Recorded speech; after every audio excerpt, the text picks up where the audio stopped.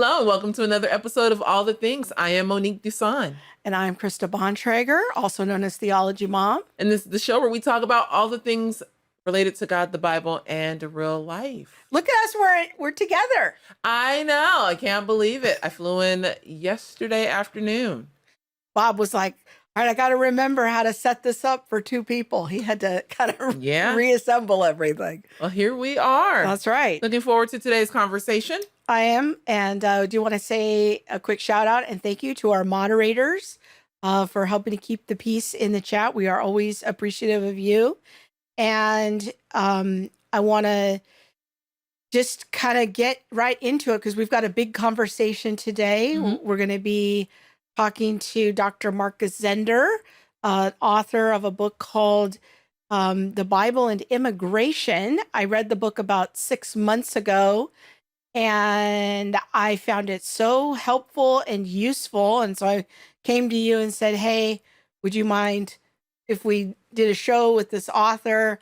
There's quite a little process to contact him. He's in Germany. He's in Germany. And, the book is a little obscure, but boy, is it helpful. And so I thought, obscure is an interesting word. Say more about that, because it just didn't get a lot of wide publicity. Yes, and so it's not very well known. And trying to contact him was a little bit challenging. Like normally, when you're trying to contact an author, there's like a clear path, and I had to go through a secondary person and everything, but we made contact and we started corresponding on email a little bit. And he's a very sweet man. Yeah, he's very sweet man, willing to come on the show and talk to us about his interesting and fascinating and nuanced discussion. And I think that in an age when we're constantly being bombarded with messages about loving our neighbor, loving the sojourner, really timely conversation. Very biblical conversation. I appreciate his wants, not wanting to collapse all of the categories and all of the words and saying, hey, we have to pause and understand, like, we'd be talking about this, but we don't have to be. We may be talking about something else. Yeah. So what does the Bible really have to say about immigration? And how do we respond to all of the calls to love the sojourner? We're going to talk about all of it. And with that, let's bring on our guest, Dr. Markus Zehnder, to the show. Welcome to All the Things. Hello. We've been corresponding on email for several months trying to get this interview set up, but I found your book a number of months ago and thoroughly enjoyed reading it. So it's an honor to have you here all the way from Switzerland. Before we dig deep into, our questions and, the setup for the conversation, what made you want to write about a topic like immigration? It is for many various reasons. The primary one was that I observed mass immigration in Europe, especially in Switzerland, myself.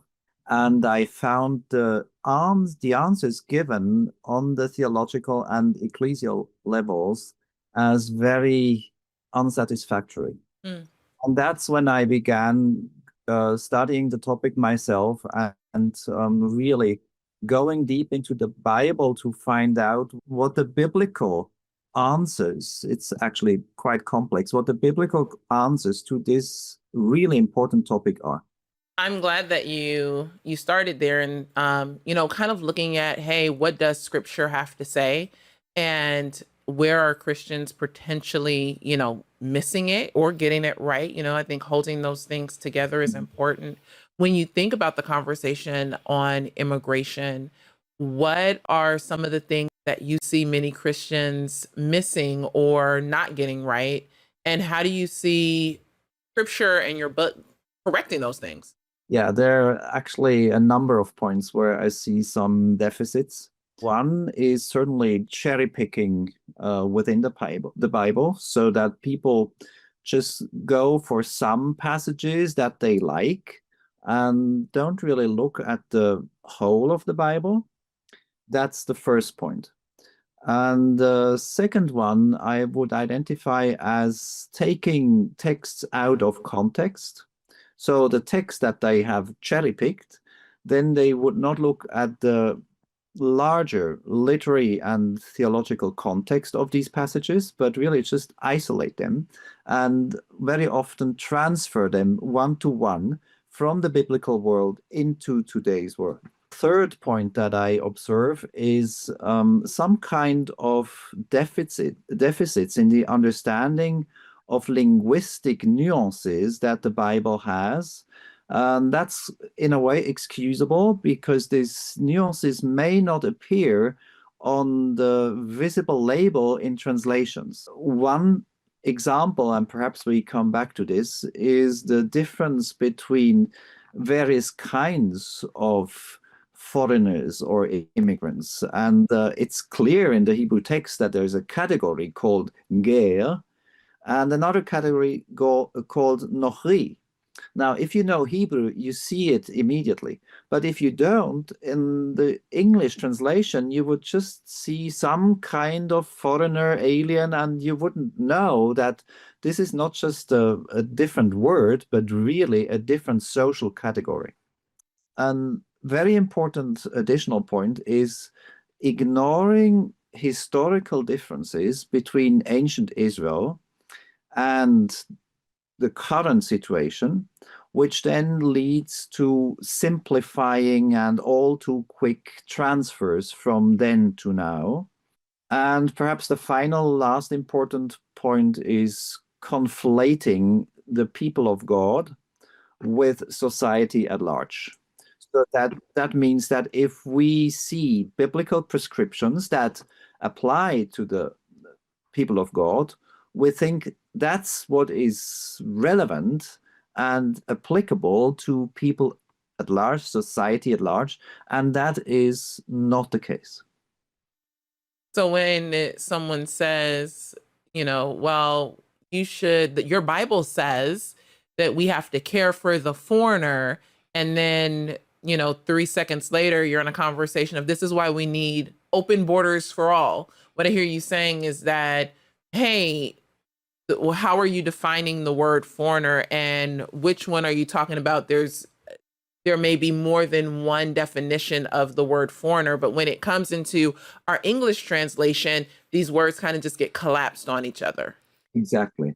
Right. Yeah, let's dig into that a little bit, because one of the things I really appreciated about the book is just how much detail you went into and the copious amounts of examples that you gave of the different terms, and in order to illustrate that, look, there's two different terms, two different sets of definitions and different usages and contexts here that just don't get brought into our English translations all the time. So let's talk about ger and I'm not going to say it correctly, nokri.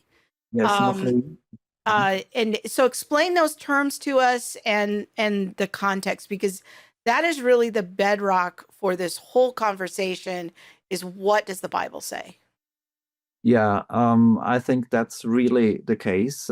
So ger, the first category, would be someone who came to Israel from outside normally. It may also be sometimes within Israel, but let's say in most cases it is from outside into Israel, to stay with Israel long term.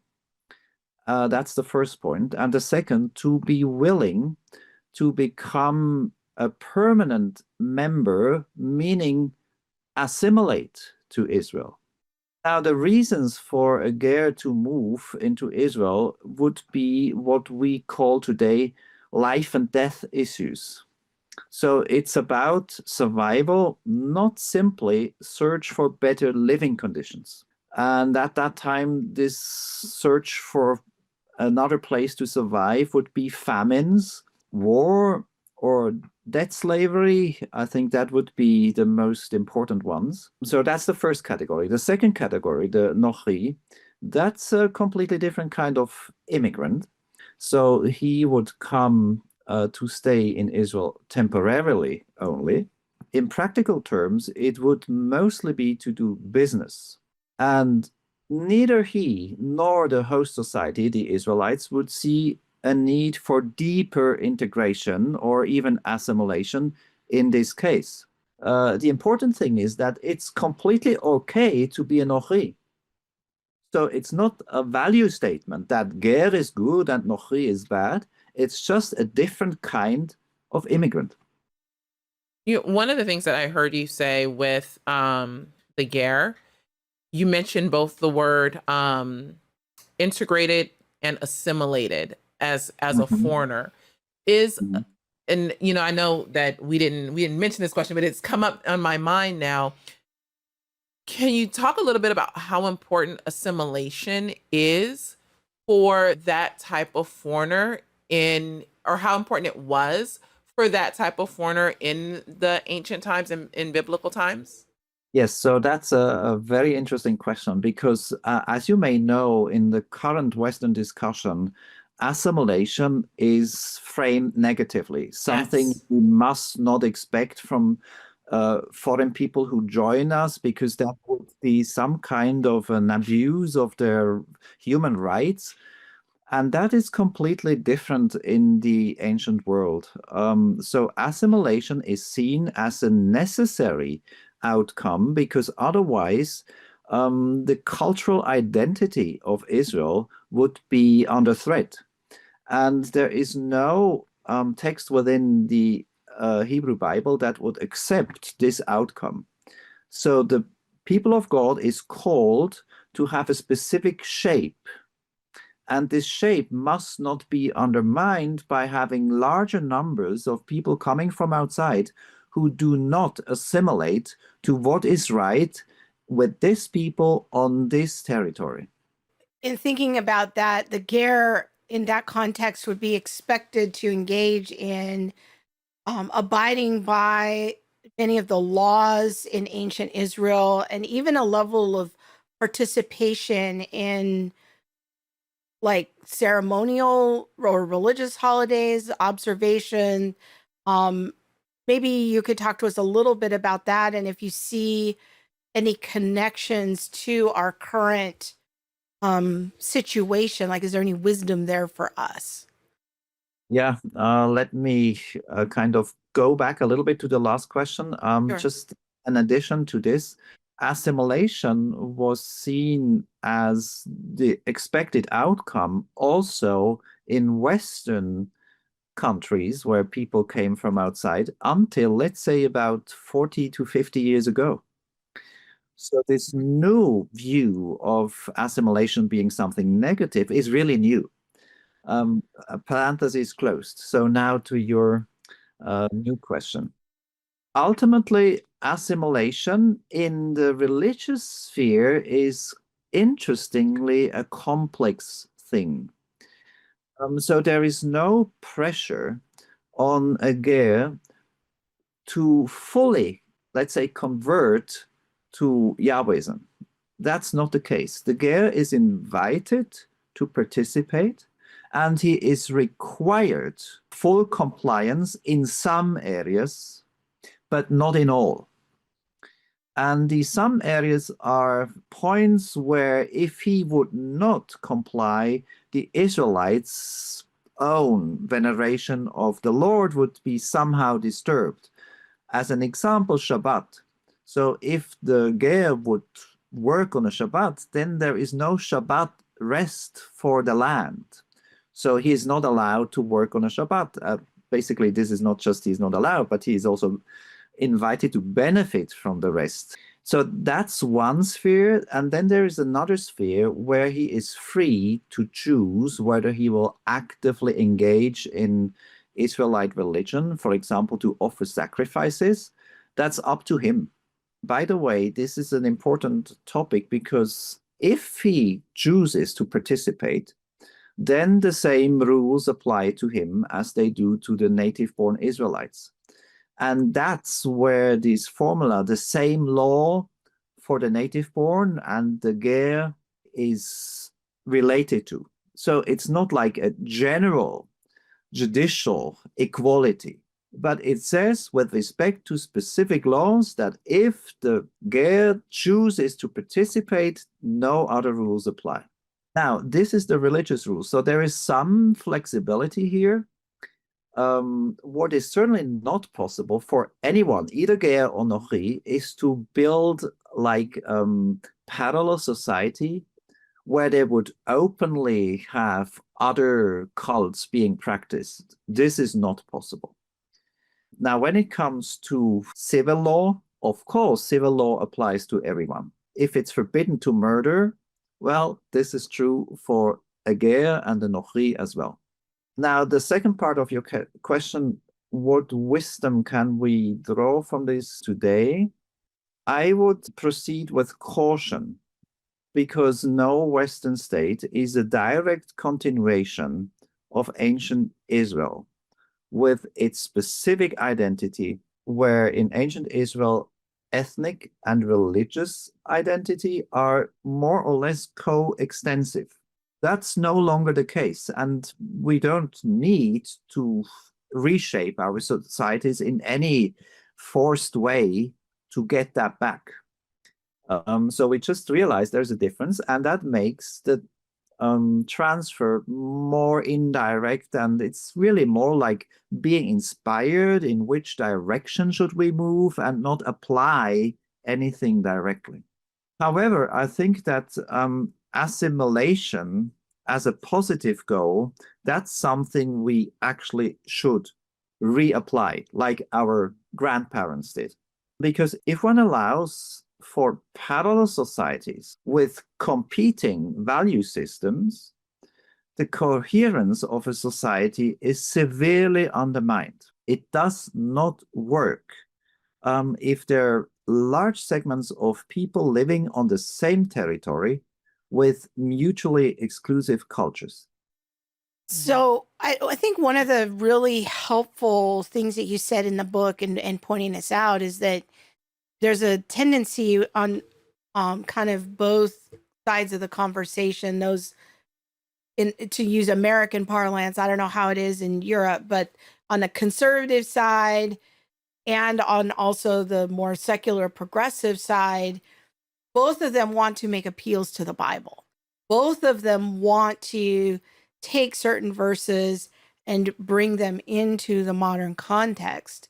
But as you're pointing out here, that's tricky because there isn't always, just a one-to-one correspondence. And I'm thinking now just more broadly about the term, love the stranger, love your neighbor, like this very broad call that we hear all the time on whenever you have a Christian represented on the mainstream news here in America.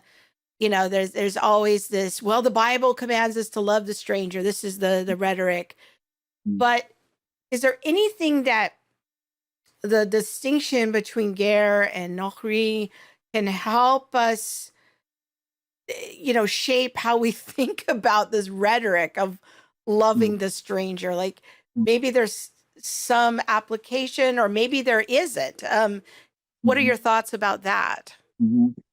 Very important question. And by the way, the rhetoric is similar in Europe, though not references to the Bible are less frequent than in the American discussion, but it still exists. And so these recurrences to loving the neighbor and then loving the stranger also play an important role, especially in the theological discussion here in Europe as well.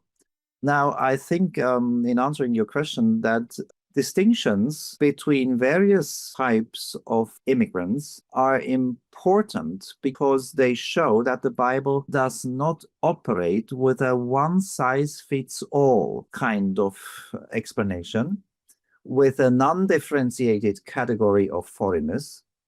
But what we see happening in biblical texts is that they base their statements on the topic of immigration and how this should be organized in Israel on real relevant differences between the types of people who really are different. The problem today is that because of this postmodern prohibition to what we call discriminate, this becomes very difficult to do.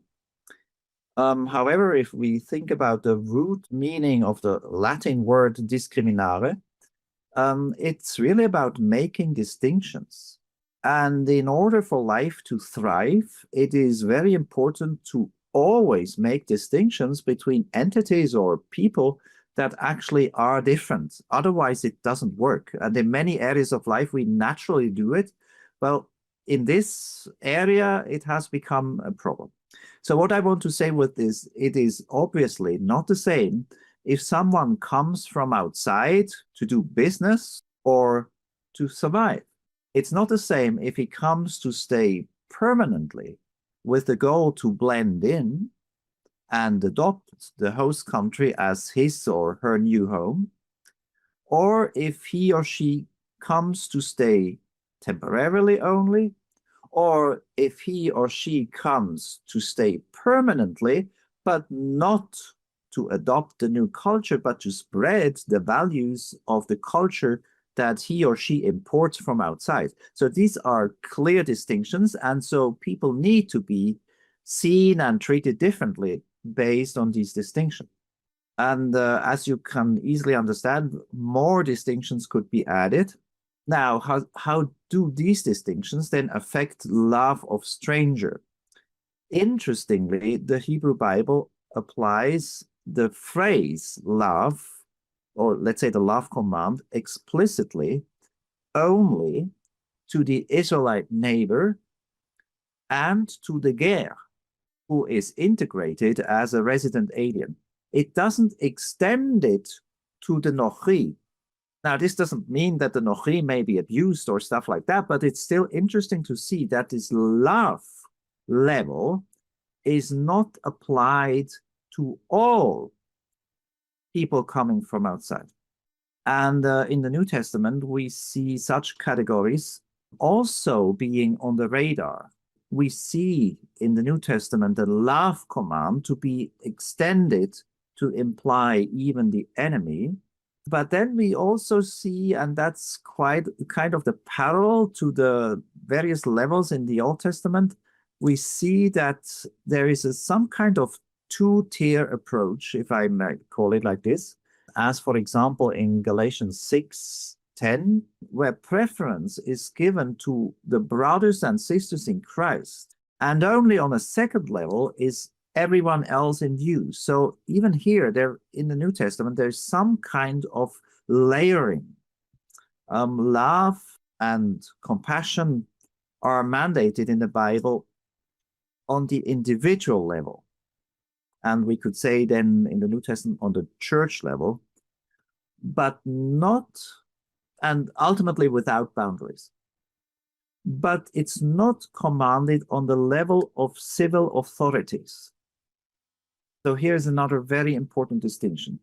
The state is here to uphold justice, not to exercise love, to show compassion to just anyone who wants to come.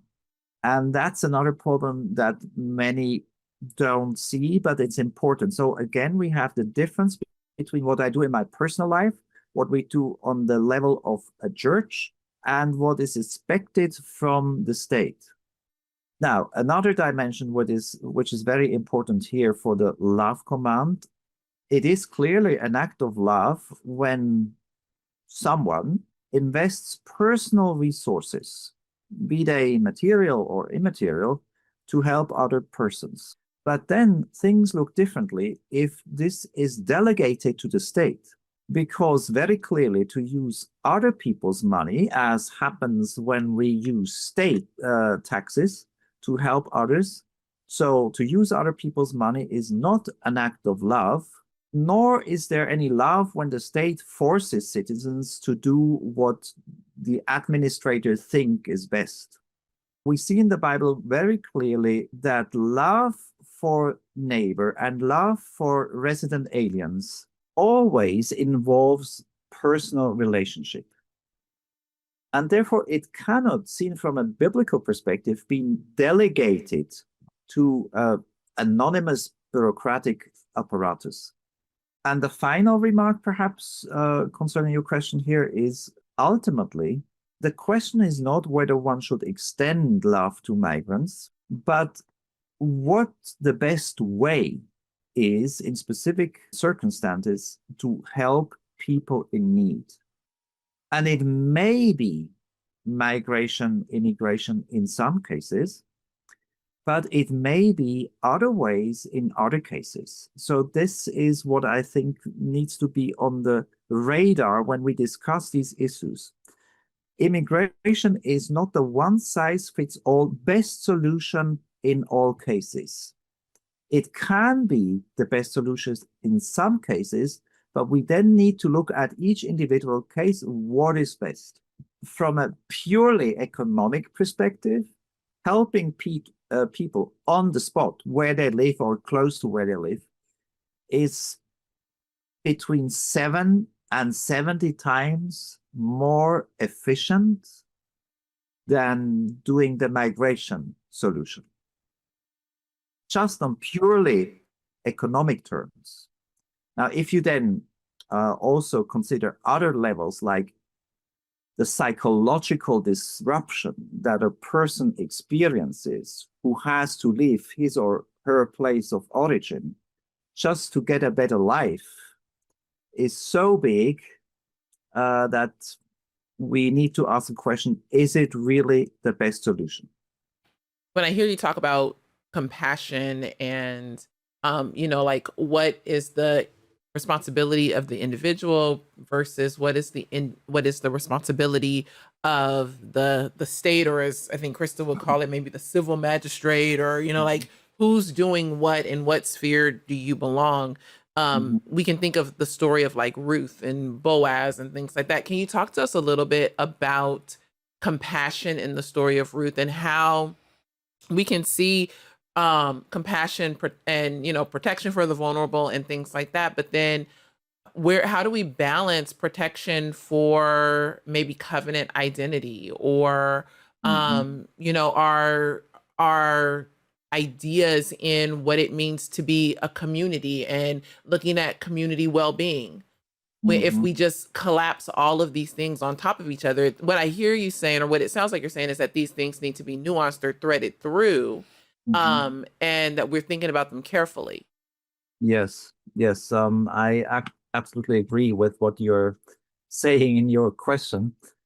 There needs to be a balance between two sides. Compassion for the vulnerable on one side, which may be immigrants or other groups of vulnerable people, and protection of identity and community well-being. Both needs to be on the radar.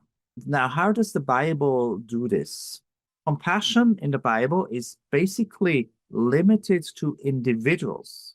Now, if we talk about immigrants, the low number that is presupposed in almost all biblical texts talking about this issue prevents a situation in which a real threat to identity, the identity of the receiving society and its well-being could arise in the first place. So it's about numbers. And then there are other mechanisms in place that lead to the same result. And one of them is, I hinted at that already, immigration of permanent new residents is basically organized on the local level.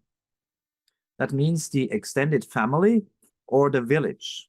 So you don't immigrate into an anonymous asylum seeker center, but you immigrate into the specific narrow context of a family or village. And this makes it impossible that integration, adaptation, and finally assimilation could be avoided by newcomers. And therefore, a threat to covenant identity and community well-being could not develop under these circumstances. And then there was law enforcement in the sense that permanent residents were expected to follow all aspects of the civil law and prohibited from following their original religious traditions in ways that would interfere with the Israelites performing their own religion. But there was no room for any parallel culture. And there was no acceptance on the side of the Israelites that they would be required to make changes in their culture and habits so as to accommodate the wishes of the immigrants. Very specifically, there is also the point that immigrants would not have independent legal standing, and they would not be able to acquire land. And these 2 points change the dynamics very, very deeply. A couple of things I want to bring out in what you're saying, in Ruth as kind of the archetype a lot of the time of the stranger, the immigrant, the sojourner, that many progressives will point to. I think you're making a really important point that when Ruth comes into the land, even though she's a Moabite, she says to her mother-in-law, your people will be my people, your God will be my God. These are statements of, to use modern parlance, of a form of accommodation, assimilation, adaptation, whatever you want to call it, that she's saying she is going to come and, although technically a foreigner, come and adapt and be part of it, a new culture. And that I think that the other point that you make is how important compassion is, that God commands to the individual. It's not a big government program that is going to take care of these things. She comes in, she's noticed by Boaz. Boaz is a righteous Jew. He knows the law of God, and he acts accordingly. Of, this is how you treat young widows. This is how you treat older people. This is how you treat the poor. He has a soul that's been informed by God's law. So he knows what to do and how to act and respond and behave in this situation. But your other point of the sojourners were in low numbers and they weren't running a parallel society, and like we see today. And so there, we have to recognize the Bible on its own terms and in its own context, and not immediately try to jump into either vague platitudes of love the stranger, or that there's a one-to-one correspondence between ancient Israel and our modern situation in the West. Like, this is a very nuanced conversation that you are trying to lead us through. And once again, I want to encourage people to go check out Dr. Zehnder's book, The Bible and Immigration, a Critical and Empirical Reassessment, because as you can tell, Dr. Zehnder has given deep reflection to these nuances, and he is really bringing out some important things here. We've talked a lot about the Old Testament. Maybe we can turn our attention to the New Testament briefly, and then I want to talk about our contemporary context a little bit more. But what does the New Testament say that can help us with some of these ideas and themes? I would provocatively say much less than the Hebrew Bible. And that's actually true for many ethical topics. Much is just presupposed in the New Testament and not developed to the same degree as we have it in the Old Testament. It is really only in the Old Testament or the Hebrew Bible that we find a comprehensive outline dealing with the question how a nation should deal with the question of immigration. As part in the Old Testament, as part of the divine construction of a model society that includes all kinds of practical, also societal and political questions. And I would just like to underline this. Israel is not just an entity that is bygone. It is really the one model that God created for all the other nations to learn how he thinks a society should work. So there is a lot to learn in all types of questions by going back to the Old Testament, especially the legal collections, where we see how God forms his people. Now, in the New Testament, there is no program for the construction of a nation state and how a nation state should be organized and how a nation state should deal with questions of immigration. It's just not there. There's also no reform program for Israel under Roman occupation, or a program for what a Christian state could look like once the Romans are gone. Nothing of the sort. So what we find in the New Testament is a horizon that is personal and ecclesial. So it's more narrow than what we find in the Old Testament. However, at the same time, I would say that we do see some points in the New Testament that draw the lines further that we see in the Old Testament. One of the lines is that there is a kind of stress that Christians are aliens and pilgrims on this side of eternity, which means that the ultimate thing is never belonging to a specific state. This is important, but it's relativized. And we see that more clearly in the New Testament than in the Old Testament. Now, the danger is that many Christians read these passages about being pilgrims and aliens as something that then they take as the most important and only relevant point about migration. But these are the two levels here. There is the natural level, and on the natural level, belonging to a people, being part of a nation, having a state is still important. It's how we organize practical life. These sayings about being aliens and pilgrims, that's on the spiritual level. But the spiritual level is not the only thing that matters in life. Yeah. As basically everyone, even the over-spiritualized Christians, they wouldn't really agree perhaps with what I'm saying here. But in real life, they would still agree because most of them marry. And marriage is a matter of natural life and is still important. And you organize marriage according to patterns of separation. You separate one spouse and you have one family, and it's not open for everyone. So here we see some kind of analog to the discussion about what is right in terms of separation of nations. So not everyone can become member of everything. We see that on the level of family. And the other very important point that I see is texts like Galatians 3:28, where Paul says that there is no Greek and Jew, no male and female, and no slave and free man.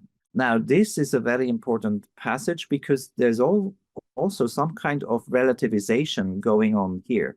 But again, only relativization and not erasure. It doesn't mean that distinctions between Jew and Greek, meaning between different ethnicities, is no longer important at all. How do I know? Because I see Paul talking, in spite of this saying, talking about very important distinctions between male and female.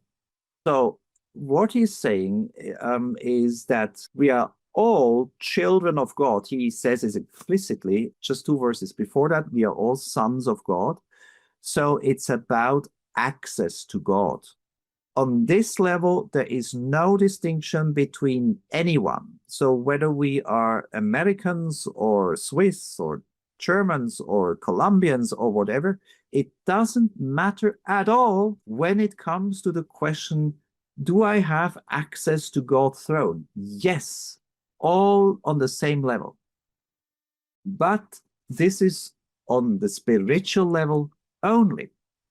It doesn't mean that these types of ethnic differences are irrelevant when it comes to the practical organization of life. And that's where I see many Christians just losing control, so to speak, of their thoughts and just conflating the levels again. But practical life, natural life is important and is not identical with spiritual life and can't be swallowed up by spiritual life. You're making a really important point there that as Christians in the New Testament, it's like Jesus comes to almost make a nation among the nations, that there is a new loyalty that we have as our primary loyalty. To put it in the words of the Apostle Peter, you are a new nation, a priesthood and a kingdom. And so while Christians live in every nation and speak every language, and that our first citizenship is in heaven, we can look at that, but that doesn't render the physical realities that we live in as irrelevant. Jesus says, go into all the world and preach the gospel, baptizing them in the name of the Father, Son, and Holy Spirit, and teaching them to obey all that I have commanded you. And so as we go, then we're thinking, okay, it starts with the family level. We're teaching our children to obey the commands of Christ. We're trying to live that out in our local churches, discipling people to live out the commands of Christ.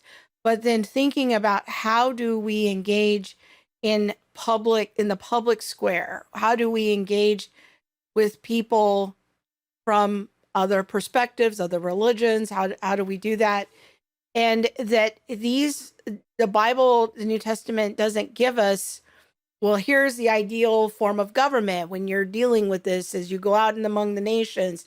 Here's how it should be organized. And so it is a little bit tricky. And we're also in the reality that in our local churches, we are going to have people from different cultural backgrounds, different national backgrounds, and those things don't immediately go away, but that we do have a commitment to a higher reality, a higher family, a spiritual identity, and all of that. So we've got a lot to balance and manage as Christians to know who we are in Christ, but then we're all still living in the physical world and wanting to advocate for a biblical standard of justice and living and these things in the public square. So many fine points that you're bringing out there.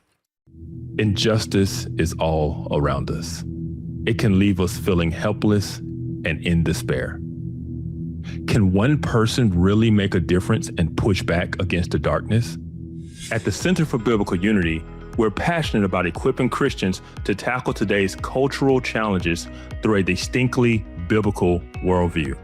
That is why we are launching the Ambassadors for Biblical Justice cohort.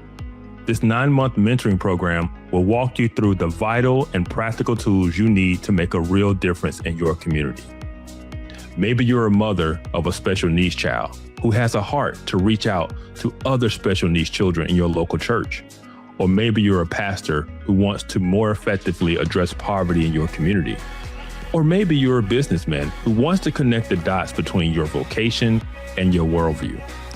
Whoever you are, if you have a heart for justice and want to explore how it aligns with the historic Christian faith, this program is for you. We are now accepting applications for our inaugural 2026 cohort. You will be mentored by seasoned Christian leaders who will help you apply biblical principles to real-world issues of justice, poverty, and cultural renewal. For more information, please visit centerforbiblicalunity.com/ambassador. Come be a part of our effort to change the world one life at a time.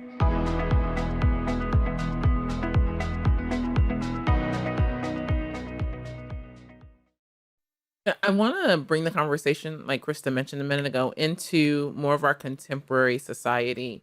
When you think about migration during the biblical time and then our current immigration crisis, is what I would call it, in the West, what do you see as some of the main biblical differences, and where should we be careful not to over apply either like what we see in the Old Testament maybe?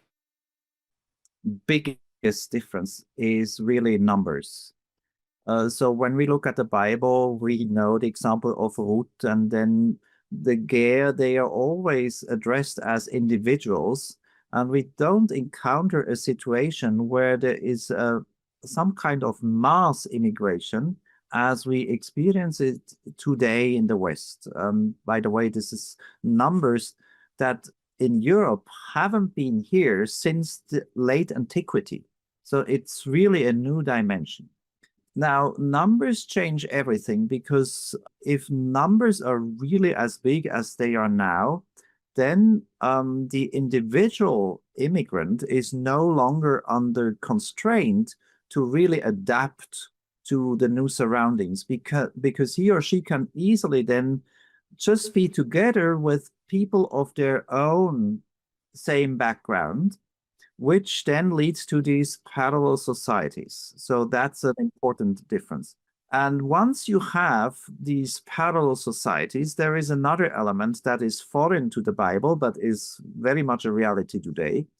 If the number of different groups exceeds, in sociological terms, like 20%, then it becomes even almost impossible for new arrivals to adapt to the historically original population of a place, because it's no longer really possible. The immigrant becomes kind of confused. There's so many different groups, and then it's no longer clear what assimilation would mean.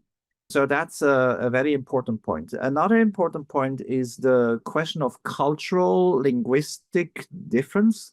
Again, the example of Ruth, she comes from a neighboring country, basically the same language, a lot of cultural overlap. So everything that is not related to the core difference between Israelite religion, monotheistic, and the Moabite religion, some kind of pantheism, everything that is not related to this is basically the same. That's different, again, in our context. Now, we could write about the history of immigration in the United States. You know, that's a very important thing. It's a difference whether there were immigrants from the Netherlands and from Germany and from England as compared to immigrants from Afghanistan or Pakistan. It's just not the same. And there's not a value statement. It's just not the same. And so if cultural, linguistic, religious differences are very high, that makes things much more difficult and complicated. And so again, that's something that we don't find in the biblical text. Also, a very interesting new phenomenon with some groups that arrive today on the shores of the West. The attitude is not, oh, thank you so much that you offer me a place to survive. But the attitude may be, now here I come, let's say, as an Orthodox Muslim from Syria, and I know that my culture, my religion is better than yours and should ultimately replace yours. That's a new situation, which didn't exist. We don't know of any immigrants from Moab or Egypt or other places that really wanted to change Israel. So that's a new thing. And in the US, it's also about, you know, some groups coming from Central, South America, especially some groups from Mexico who have some kind of historic revenge thought, you know, it's really their place. That also changes the situation. We don't have that in ancient Israel. Another important difference that needs to be pondered is the fact that today it's very easy to travel back and forth and to have contact via mass media and social media back to the country of origin. So this again changes the dynamics, because then there is no need for the new arrivals to really become part of their new home. So these are some of the aspects. And then there are also differences just related to the receiving society. Ancient Israel did not suffer from any identity crisis that we have in the West. The West is heavily guilt-ridden, and there is the kind of the dominating postmodern narrative is we are the worst culture that ever was in the world, and therefore we have to make amends. And one way to do this is to basically be watered down in terms of our identity. That was not the case in Israel. And another difference is that Israel was much more homogeneous than we are today in most countries in the West.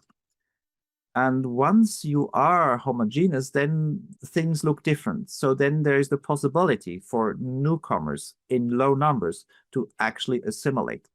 You see, I just mentioned some points, but it all shows that the difference is so big that easy transfers are not possible.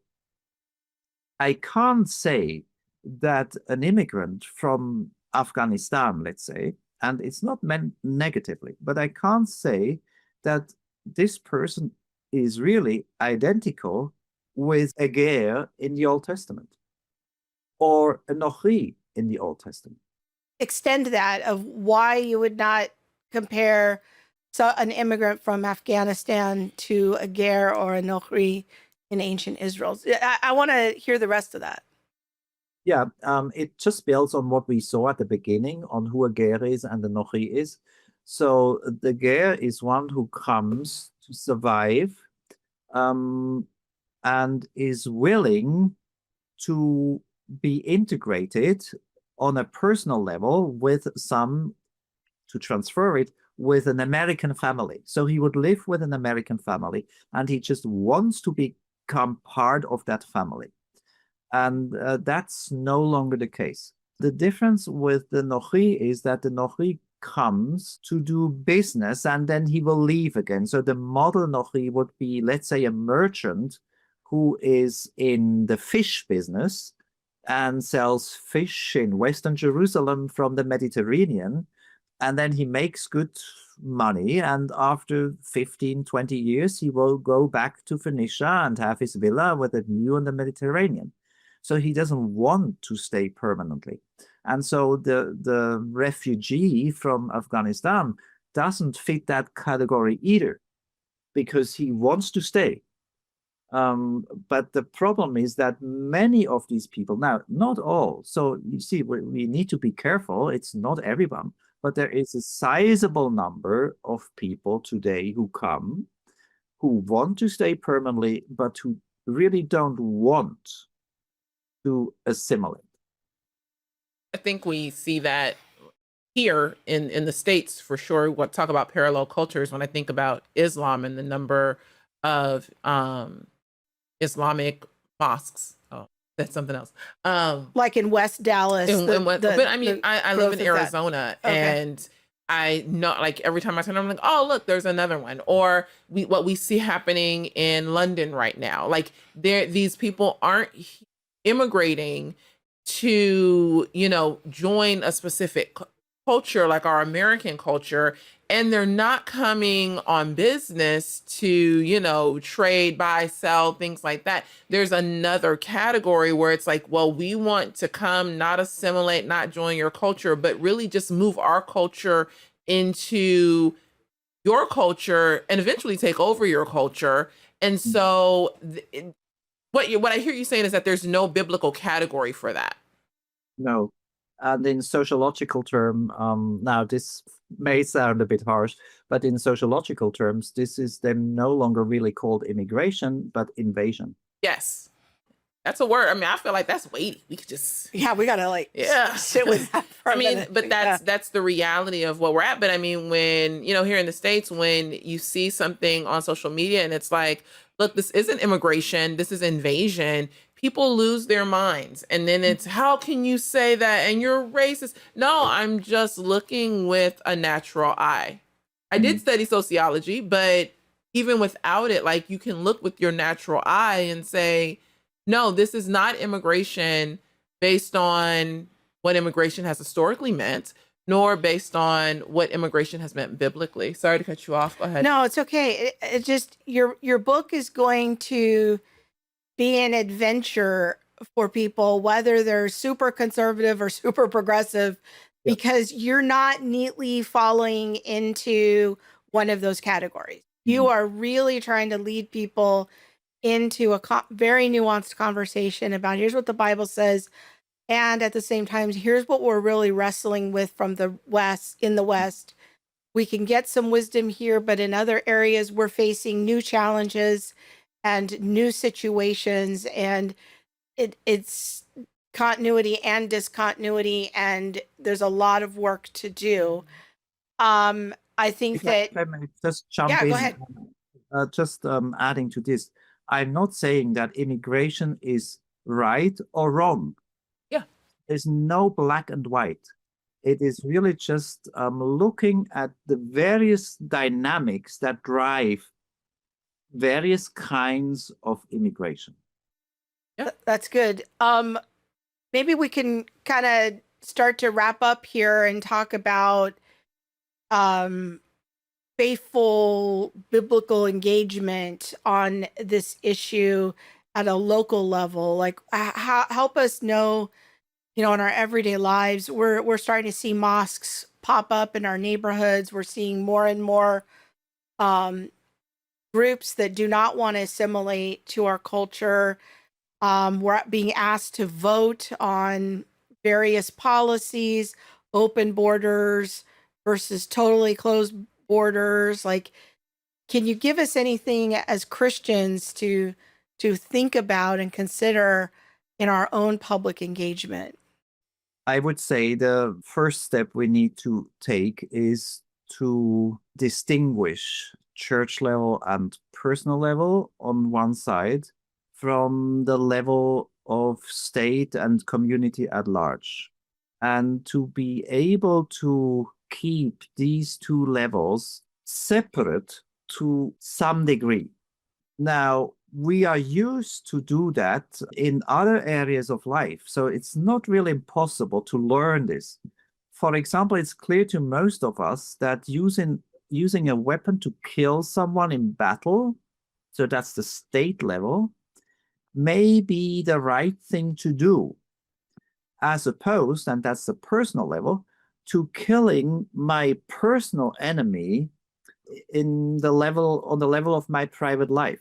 So we just have to transfer this distinction to immigration. On the personal and church level, support in one way or another for persons in need, including immigrants, is in most cases the right biblical thing to do. Most, not all. But the question of control and administration of the border, or then how we vote, people who do that, is on a different level. And on this level, it can't simply be about compassion by letting in everyone who knocks at the door, because the resources would just never be sufficient to grant access to everybody. It's not there.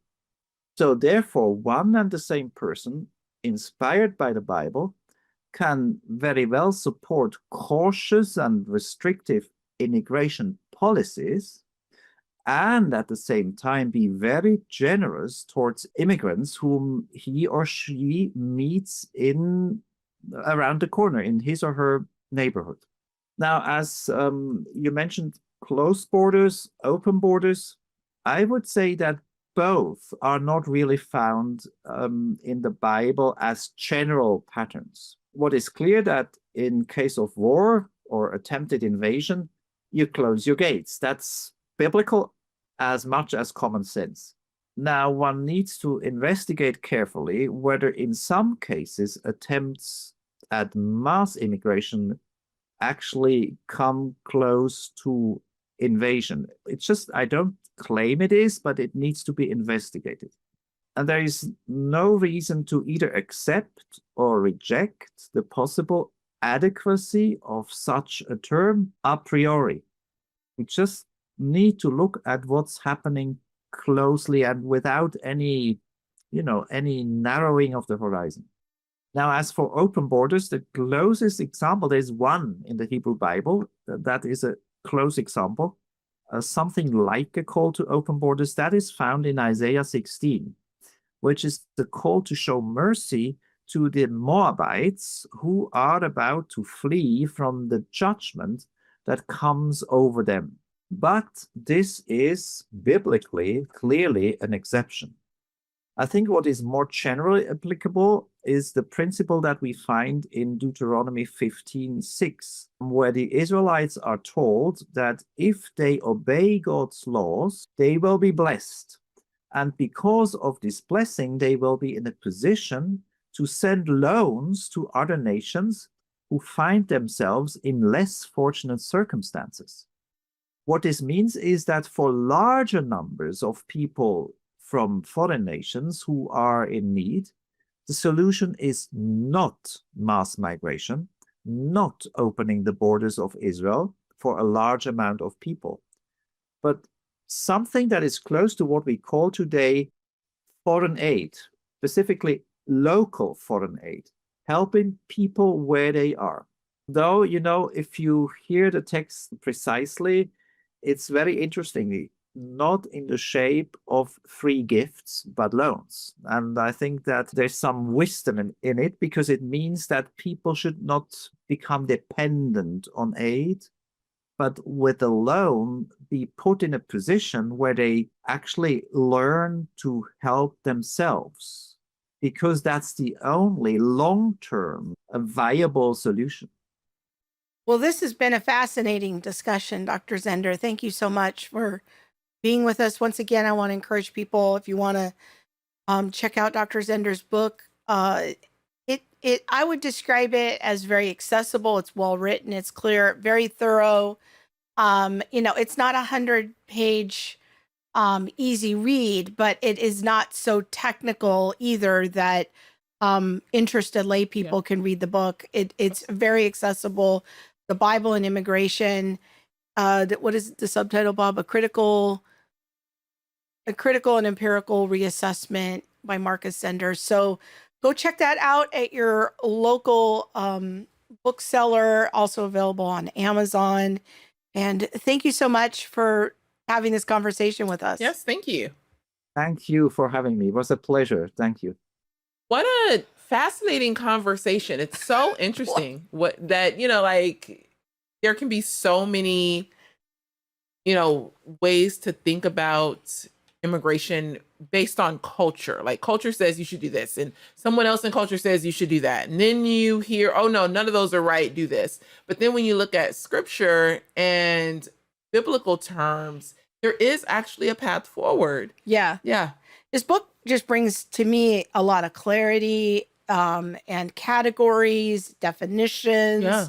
That's something I feel like the public conversation about related to immigration and a biblical perspective lacks a lot of times. It's just slogans and signs and protests and yelling people. And so hopefully this helps to bring a little bit more biblical sophistication and nuance to the discussion. I appreciated his conversations and words about, this idea of mass immigration. When we consider it in light of biblical migration, there isn't really a term for what's happening right now in scripture. Yeah. This isn't a group of people wanting to come here to make America their home, to make my God your God, like that Ruth conversation. But it's also not the foreigner who's just coming here to kind of buy and sell some things so I can take it back to my home country. Right. This is something completely different that we're seeing right now. And I think the word invasion is completely appropriate. Very provocative statement for sure. Lots to think about and reflect on there. So yeah, I will say this. It made me think about my conversation that I had with Glenn Sunshine I want to say it was last year.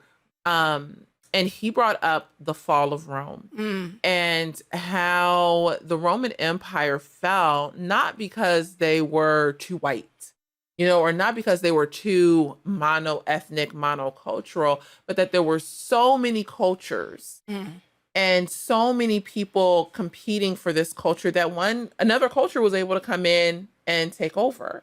And yes, there's way more to it than that, but that point really struck me, because if you're not careful to guard what you have as a people, another people can come in, overrun, and take over that culture that you have, because it's not really being protected. And so when we think about immigration, I think part of immigration and the conversation of assimilation can help us protect what we have, because now we're passing on what we have in our own country, versus the idea of invasion that allows someone else to come in and live as a whole nother culture, a whole nother alongside worldview. of us. Very provocative issues for sure. So thanks for joining us. We hope that you share the show out with a friend or 3 friends. That would be great. And we look forward to your feedback about the show. And with that, we will see you next week. Grace and peace, everyone. Bye.